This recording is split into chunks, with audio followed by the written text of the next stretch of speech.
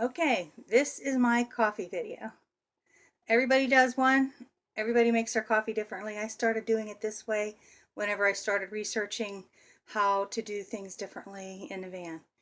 And I was seeing, people were doing things different ways. Melita is often used to make 1 cup of coffee. So I don't use a Melita. I use something called a bottom or bottom. I'm not sure how to pronounce it. And I just looked for the box. I thought, I'm going to show them the box so they'll see what it looks like. So, in case somebody wants to buy one. But in my downsizing and throwing everything away, that's something I would normally keep, in case it would need to be returned or whatever. And then I wind up with these boxes everywhere. So trying to get rid of everything I can, it went. So I can't show you. But it's BODUM. So, I'm going to flip it around and show you my coffee supplies.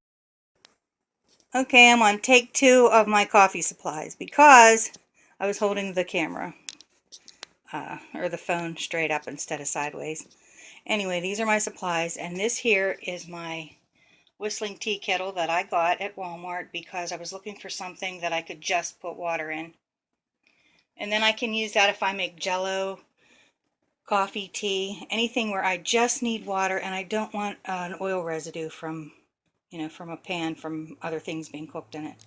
And this right here is my bottom or bodum. I like to call it a bodum because saying it backwards. I like to call it a bottom because I like to say bottoms up. So I don't know how that's supposed to be pronounced, but this right here that you pour the coffee into is actually a filter, but I go ahead and put another filter down inside of it anyway too. So I double up on the filters. And Folgers is my brand. This is what I'll be using. I have it pushed away here a little bit from the kettle because this kettle explodes when it when it boils. I had to see the lid's not even on there tight because if I put it on tight, I've had it blow it off before because I have the tea kettle full. And I guess you're supposed to maybe fill it half full. Probably no fuller than like this. But I have it filled up because I'm making this whole carafe full. So I keep my eye on it and try to listen for it to start making sounds. So I run in and grab it before water goes everywhere. But I just set the lid on so it won't blow off across the room. All right. I'll turn it off so the water can boil because it won't as long as I'm standing here watching it. Okay. I knocked the lid off and got coffee everywhere. Trying to do this with one hand and look through the camera. I'm going to go ahead and put my coffee in. The water's not ready yet, but I'm going to put it in. Figuring out how much coffee to use was crazy. It took me forever. And I just kept adding more and more and more.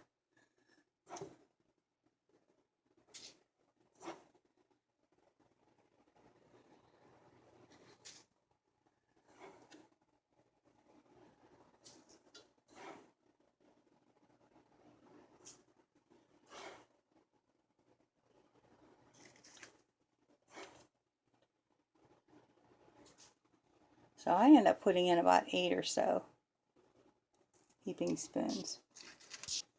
I started off with like 4 or 5 and then 6.5 and then 7.5. I keep going up. So I put in about 8 or so. Well, the other thing is I kept adding more and more water too. So that darn water's not ready yet. We'll have to give it a few minutes. Okay, it looks like our water is just about to boil. And they say that's the perfect temperature just before the boiling point. And then we just pour. This whole pour over coffee concept is very new to me. Apparently it's a big thing in coffee shops and I never heard of it before. I live a sheltered life. I've often wondered, whenever I had problems with my coffee maker, you know, isn't there a way I could just do this? And I never just tried to pour it over myself, and apparently everybody does it. So I like it. I really like it this way. So I didn't mind the switch. What happened was my coffee maker broke. And when I was thinking, you know, what kind to buy to replace the broken coffee maker, I was thinking van life. I'm thinking, you know, what am I going to be able to use in my vehicle, in my new home, in my van? So I just started watching all these videos, and then I looked up this pour over method. I saw one crazy girl do a pour over video, and she was acting all sexy, and I thought, what in the world? So I watched it, and then it made me, you know, not her being sexy, but just, you know, the pour over Melita thing, the whole thing was a new concept to me. So I started researching it and looking at, you know, how they do it professionally in coffee shops, and then all the van dwellers, you know, and how they do theirs. I haven't tried Susie's yet, from Susie's Full-Time Van Life. I haven't tried her cowgirl coffee, where she's, you know, actually putting the coffee in the pan and boiling it in the water and then pouring it through a... I'm going to try that with this Bodum, because it does double filter everything. So it's probably perfect. This would be perfect to use for that. So you might want to try this, Susie. Once you boil it, pour it through here and it'll double filter it. And you won't be getting any chunks or anything. So I don't know if you're supposed to heat it up as high as I am here, but I figure it's doing the bloom thing, and it's bringing it up real high, and it's going over the edges of the filter a little bit, but it doesn't matter because it's in a metal filter. So if a little gets past the paper filter, it's going through the metal anyway. So you just keep pouring. And they recommend that you use one with a long spout, tea kettle with a long spout, so that you can pour and pour all over. I just move it around. I just keep moving it around, pouring it in different spots. So I don't have any trouble with it. What happens is, at first it goes down through real fast. And as the grounds start to get, you know, more saturated with water, it takes longer and longer. So at the end, I'm standing here going, oh my God, when is this going to be done? Dying for my coffee. But it's not that long. It's only a few minutes. It's just me. By the time I get myself to do this,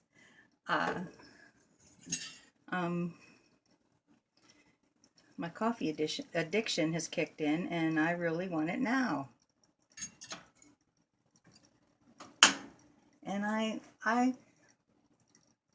would be the first to admit that yes, it's an addiction. It really is.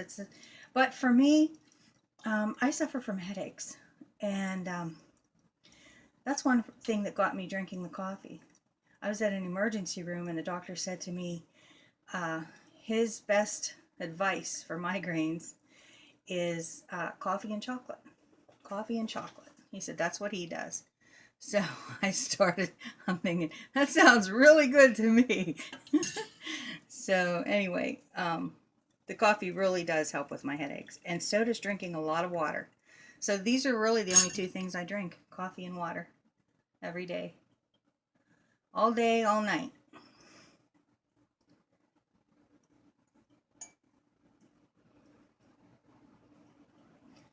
So we're in that last stage of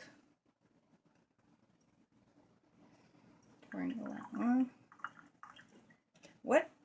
The other thing with this, I guess you're only supposed to fill up the bottom part of the carafe, but that's not enough for me.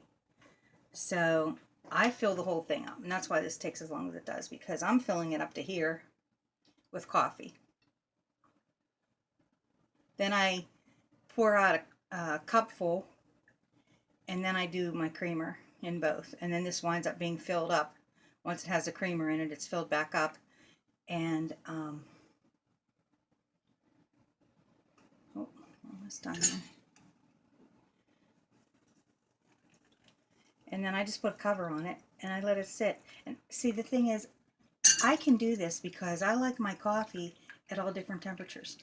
For a long time, I used to make it and put it in water bottles. I used to make it with the bottled water. Pour it back into the bottled water bottles and freeze it. And then I would take them out and, you know, they would thaw as I was drinking them. And I always had real iced coffee. And I loved it. And that's how I was doing it for a long time, for years. And then just lately here, I don't know, I just have a thing about extreme temperatures, either way, hot or cold. And I'm getting away from that, even in my food. So I like it room temperature. So my coffee can sit out, and then I just pour from the carafe. And some people, you people are probably going, oh no, I couldn't do that. But I like it. I like it that way. I like it hot. I like it cold. I have to say, that first hot cup, I really enjoy. So I do like it hot. But I drink it 24 hours a day, and because my sleep schedule is all messed up. So I sleep all different times because of my health issues. So that's why I say, you know, a lot of times it's at night when I'm drinking, whatever, you know, all different times of day or night. But I just have that made and ready. So that's one thing about living in the van. I eat my food at temperatures different from most people, I guess. A lot of times, like I like my pasta cold. I don't know many people who like cold spaghetti. But it started with pasta salad. And I just love pasta salad. So, of course, that's cold. So then I started making pasta with adding canned chicken in it. And that'll be something, you know, easy in the van too. Have canned chicken on hand. And now when I put the chicken in it, I like to make sure it's a cooler temperature, or I refrigerate it. I won't let that sit out. But if I just make the pasta, even just adding cheese, if I add cheese to it, that can sit out even. Either with nothing added or with cheese added, that can sit out. Okay, we're almost done here. I'm pouring almost upside down.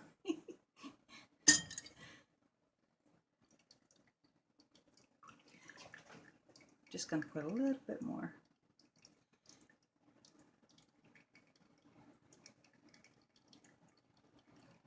So this is my coffee. My coffee method. Now another tip is with the creamer. I use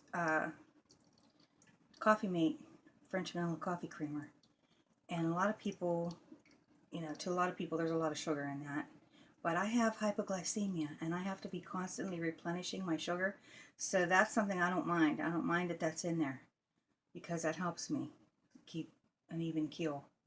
That's one of the reasons I, you know, drink this around the clock like I do. But here we go, we're done. But I like the Coffee Mate creamer, and it actually doesn't have to be refrigerated. I don't think many people realize that, but it works while sitting out. You can leave Coffee Mate creamer out for days. Now the international, wait, let me see what it is.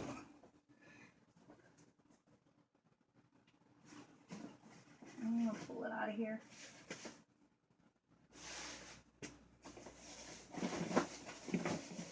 I got pizza last night with Tony, and I can't get to my stuff past the pizza boxes.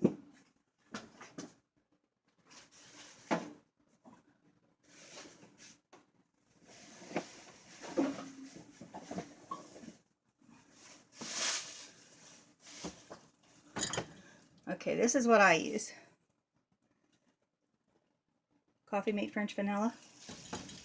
Now, I used to use this for years, and I used to mix it with the French vanilla, this International Delight with the chocolate, Hershey's chocolate caramel, and I quit using it. I haven't used it in probably 3 years, but I just went ahead and tried it again, or I got it to try again. This goes bad, and I was so used to letting my coffee sit out and my coffee creamer sit out because this Coffee Mate doesn't have to be refrigerated. So my coffee was going bad. It was like curdling, and I couldn't figure out what in the world, why is it doing that? And here it was from this. So I quit using it, haven't used it in a long time, but I used to mix them. I put a little vanilla and a little chocolate in. And if you've never tried that, it's really good. I don't think I'm going to use it today. I'm just going to use the French vanilla. But I just wanted to tell you guys about that. Remember, the International Delight, do not leave that unrefrigerated. But the Coffee Mate, it can go even in the summer. I mean, in the apartment, so in the van, it might not keep quite as well. If it's cool in there, if you're, keeping it cool in your vehicle, if it's normal, like room temperature, it'll be fine. But I mean, if it's getting up to 90 degrees in your vehicle, you better put that in a cooler or a refrigerator. All right, I'm going to mix this up and then go sit outside a little bit. So I'll take you with me.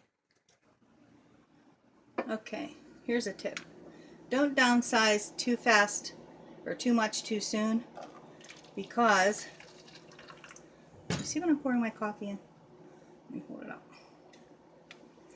I have gotten rid of all my extra cups.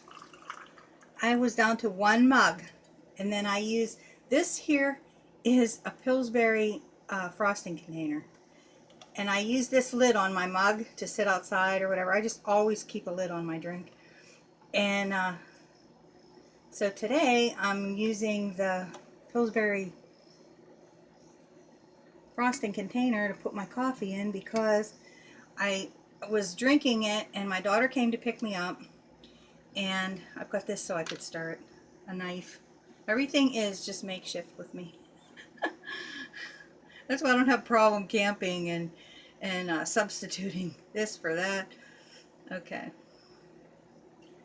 Anyway, my daughter came to pick me up, and I had my coffee in my hand and I ran out the door with it. Well, guess where my mug has been now for a week? In her van. So, oh, this looks so good. I use a plastic knife to stir this all the time because I like it to go down in the bottom. This carafe is deep, so that way it can stir the creamer in better. I know this is aiming up too high, but anyway, here's my carafe made with the creamer. Maybe back it up a little. You can see it. Made with the creamer in it. It's full. And I'll just put a cover on that and let it sit here. And I'm drinking mine out of a frosting container. I'll see you outside.